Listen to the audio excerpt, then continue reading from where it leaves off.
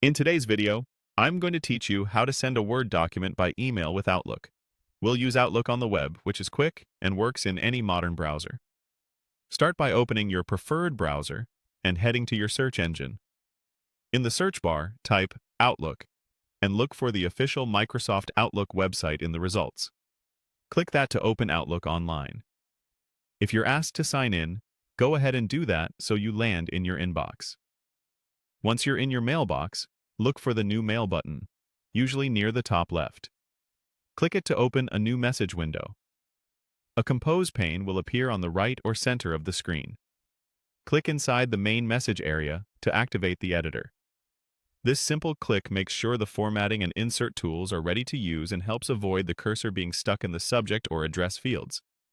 At the top of the Compose window, find the Insert option on the toolbar and click it. From the menu that appears, choose Attach File. This opens attachment choices so you can bring your document into the email. Select Browse this computer to upload a file that's saved locally on your device.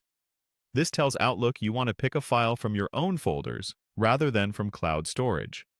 Your File Picker window will pop up, showing your folders and files.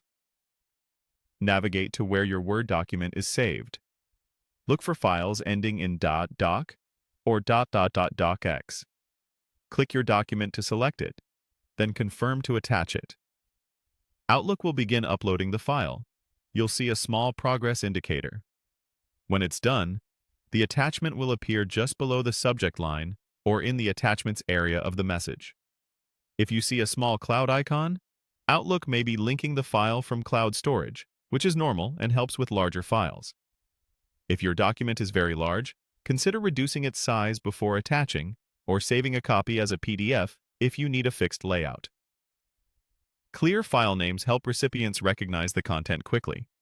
Also, keep an eye on your organization's or Outlook.com's attachment size limits. Large files can sometimes be shared as links automatically.